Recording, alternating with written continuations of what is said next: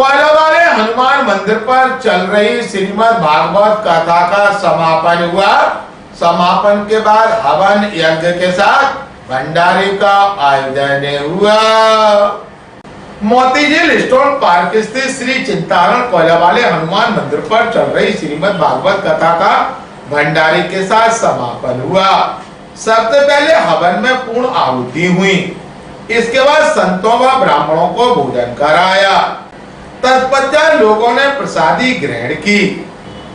भागवत कथा का रसपान 9 वर्षीय नन्ही कथावाचका अनुराधा पांडे भक्तों को करा रही थी। उनका कहना है कि भागवत कथा सुनने से मात्र से भक्तों के कष्टों का निवारण हो जाता है और सुख शांति की प्राप्ति होती है। ओम रुद्राय, ओम गोवर्धनाय, ओम गायत्री देव्ये। आप लोग देख लीजिए, माता खड़े हो तो स्वाहा। ओम अश्वत्थामादि सप्तचिंजीवेभ्यो स्वाहा। ओम श्री सती लक्ष्मी सहस्रना बहुरात्रि पार्श्वे स्वारुणो पुष्णोदातम। ओम श्रेय स्वाहा। ओम लक्ष्मी स्वाहा। ओम पुष्टे स्वाहा। विद्याय स्वाहा। ब्रह्मणे स्वाहा। ईशानाय, ओम इंद्राय, ओम अग्नये, ओम यमाय, ओम नृतये, ओम वरुणाय, ओम वायवे। तमिते तन जगदीश हरे। आरती मुझे सभी लोग आरती करते आइए। स्वामी शरण परयामी पार ब्रह्म परमेश्वर जगत पिता जगदीश्वर मैं सबके स्वामी। ओम जय। तुम करुणा के सागर तुम पालन के सेवक तुम स्वामी मैं सेवक।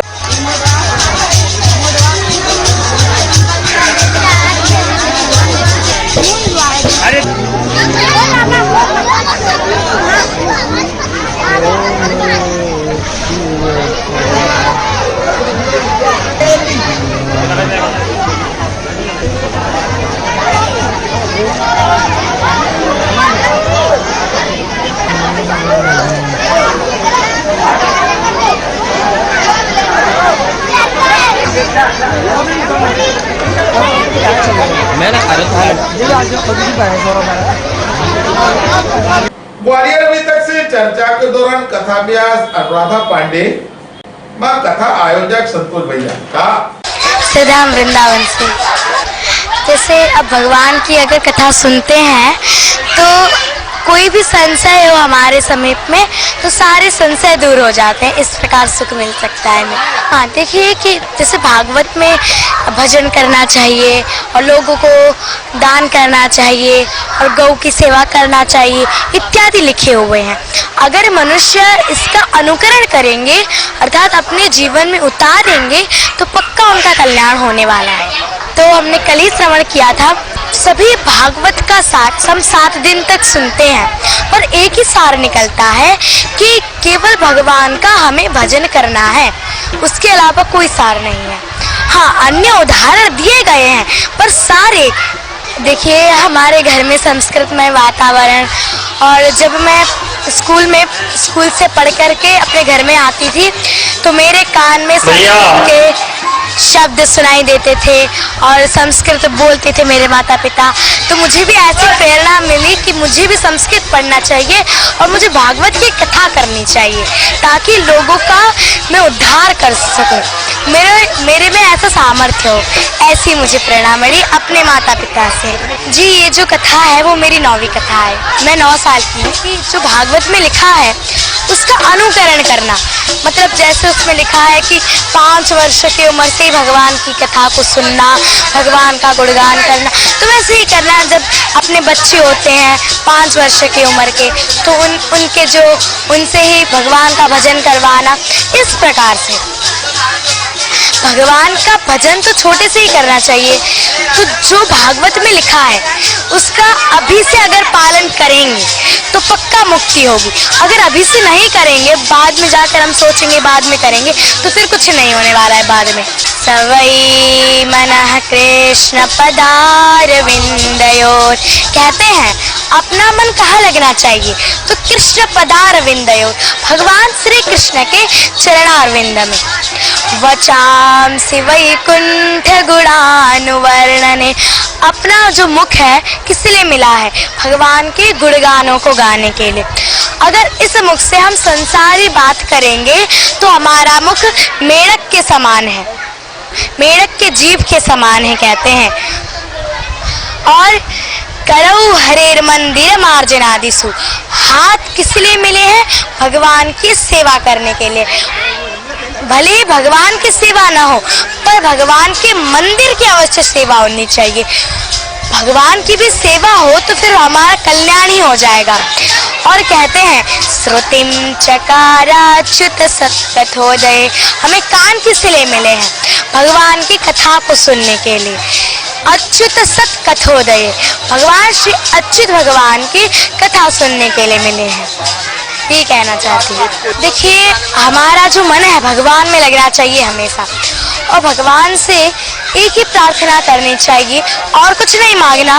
बस भगवान से ये कहना है, तुम हमारे थे प्रभु जी, तुम हमारे हो, तुम हमारे ही रहोगे ओ मेरे प्रियतम। कहना चाहिए प्रभु आप मेरे हैं, मैं आपका हूँ और मैं आपका ही रहूँगा, सदा आपका ही रहने वाला हूँ। और भगवान आप मेरे हो, आप मेरे ही रहोगे, बस ये कामना करनी चाहिए भगवान से। अब जिसने भगवान की कथा को सुना है उसकी मुक्ति तो बहुत ज़्यादा निश्चित है, क्योंकि कहते हैं महात्म्य में भी, जो मनुष्य बहुत जीवन भर उसने पाप किया है और बाद में जा कर के निश्चित अच्छी तरह बुद्धि से उसने भगवान में मन लगा करके अगर उसने भगवान की कथा को सुनी है, भागवत की कथा को सुनी है, तो उसकी जो मुक्ति है वो अवश्य है। तो मैं श्रोताओं को यही कहना चाहती हूँ, आप लोगों ने भगवान की कथा सुनी है तो आप लोगों की जो मुक्ति है वो अवश्य होगी ही होगी। अभी हमने सुना कि गौओं की सेवा करनी चाहिए, तो भगवान जब छोटे से थे तो वो गैयाएं चराते थे। इसमें भी सीख मिलती है हमें कि कोई भी अगर ग्वाला हो, अगर कोई गैयाओं को चराता है तो उसे बड़ा पुण्य मिलता है। और कहते हैं गैया माता है और हम उसे बहुत अगर सेवा ही करेंगे तो बहुत पुण्य प्राप्त होता है। और आपने पूछा ग्रहण कैसा करना चाहिए, तो ये सीख लेनी है हमें। जैसे भगवान गौ सेवा करते थे तो हमें भी गौ सेवा करनी चाहिए, और आजकल नहीं करते हैं ये अब अलग बात है, पर करनी चाहिए। भगवान इस बात को प्रस्तुत करना चाहते हैं इस माध्यम से। और अगर जैसे भगवान ने कोई सी भी लीला को की और अगर हम उस लीला से कुछ शिक्षा हमें प्राप्त हुई तो उसे अवश्य करना ही चाहिए। लोग क्या करते हैं, कथा नहीं सुनते, केवल मंडप देखेंगे, कभी क्या देखेंगे, उनका मन भगवान में नहीं लगता और बैठेंगे कथा में बैठेंगे पर वो कथा नहीं सुनते हैं। तो कथा किस प्रकार सुननी चाहिए कि अब बात तो हम कहीं भी कर सकते हैं, पर क्या होता है कि जो लोग हैं आजकल के जो कथा सुनते हैं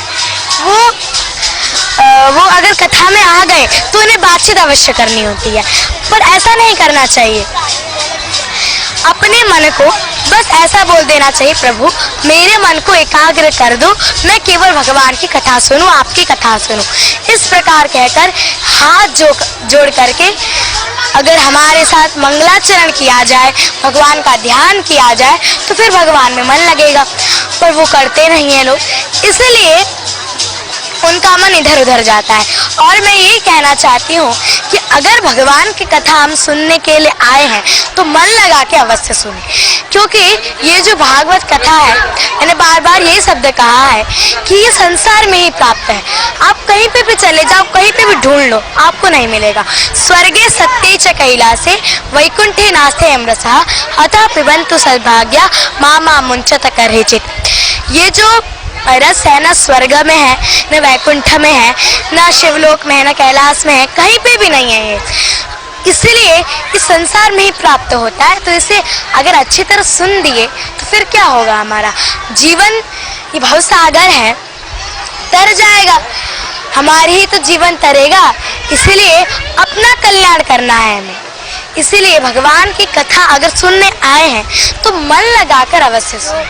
आपने देखा होगा एक इलेक्ट्रिक टॉय आती है और उसमें अगर आप देखोगे तो एक मैनुअल भी आती है। वहाँ पे उस टॉय को हम कैसे चलाएं इस प्रकार से बताया जाता है। उसी प्रकार हमारे जीवन की मैनुअल है गीता, और उस गीता को अगर हम पढ़ेंगे तो हमें ये सीख मिलती है कि इस जीवन में हम क्या क्या करें, क्या क्या हमें करना चाहिए जीवन में। हमारा जो जीवन है वो कैसे बेड़ा पार होगा, भवसागर से हम कैसे करेंगे। जीवन का मैनुअल है ये। अगर हमें मोक्ष को प्राप्त करना है, अभी मैंने दूसरे दिवस में सुनाया था कि अगर सब कुछ चाहिए और कुछ नहीं चाहिए और अगर मोक्ष चाहिए तो भगवान विष्णु की आराधना करनी चाहिए। इसीलिए सबसे पहले तो जो मनुष्य है उन्हें मोक्ष, अगर जो कोई मुक्ति चाहते हैं बहुत अच्छी बात है, क्योंकि मुक्ति कोई साधारण व्यक्ति नहीं चाहता। अगर जिसने भगवान की बहुत ज़्यादा भक्ति की है, जिसमें भगवान का मन लगा है, वो ही जा करके आपसे बोलेगा कि मुझे मुक्ति चाहिए। इसीलिए वैसे मुक्ति पाना भी बहुत ज़्यादा कठिन बताया गया है, पर अगर जो भगवान का भजन करता है उसे ये जो मुक्ति है बहुत सरल है, बहुत ज़्यादा सरल। भगवान का भजन करते करते अपने आप मुक्ति प्राप्त हो जाएगी। अब देखिए, हम भगवान का भजन कर रहे हैं, हमें ऐसा लगता है मैं तो मुक्ति को प्राप्त कर लिया हूँ। जो भक्ति के पराकाष्ठा में पहुँच गया हो, जो भक्ति के उच्च पद में पहुँच गया हो, उसे ऐसा लगता है। वैसे मैं भजन तो अब ज़्यादा नहीं बोल सकती, पर यही कहती हूँ कि भगवान से एक ही प्रार्थना, मैं बार बार ये शब्द कहती हूँ। तो देखिए, ये जो संसार है, ये संसार तो कहते ही है ऐसे, और दुखालय भी बतलाया गया है। अब लोग क्या करते हैं, इस दुखालय में सुख ढूंढते हैं। अब आप चले जाइए वस्त्रालय में, जहाँ वस्त्र मिलता हो, जाकर के आप पूछिए मुझे कपड़ा चाहिए, तो आपको कपड़ा थोड़ी ना दे सकता है। उसी प्रकार ये दुखालय है, और इसमें अगर आप सुख चाहते हैं तो एक ही उपाय कीजिए। महात्म्य में भी आया है भागवत के, और बहुत जगह ये चीज आया है कि इस संसार ये जो है दुखालय है। बहुत बार ये शब्द आया है। कहते हैं इस संसार में किसी को सुख प्राप्त नहीं है। तो कहते हैं कोई तन दुखी, कोई मन दुखी, कोई धन बिना रहे उदास, थोड़े थोड़े सब दुखी पर सुखी राम के दास। सब दुखी हैं, अलग अलग मानसिक रोग से हुए, अपने तन से हुए, शारीरिक रोग से हुए, हर प्रकार से मनुष्य दुखी हैं। पर कहते सुखी कौन है, जो भगवान श्री राम जी के दास हैं। मैं वही भजन सुनाना चाहती हूँ आपको। भगवान में हमें कैसी प्रेरणा होनी चाहिए। तुम हमारे थे प्रभु जी, तुम हमारे हो,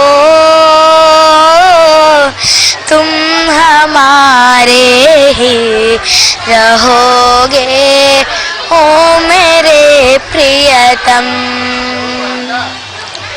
हम तुम्हारे थे प्रभु जी, हम तुम्हारे हो,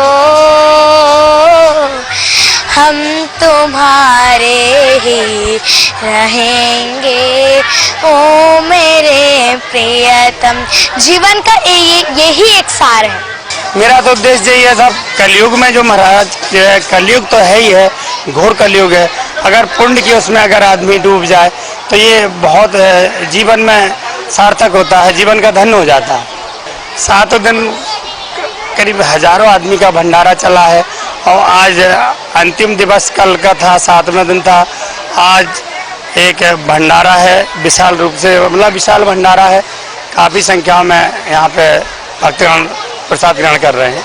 मैं सभी भक्तों के लिए और जो भी उनके लिए मैं एक ही बाबा से, यहाँ कोयला वाले हनुमान जी का जो मंदिर है, तो उनकी तरफ से मैं एक ही वो करूँगा कि भैया बाबा का सदैव उन पर आशीर्वाद बना रहे।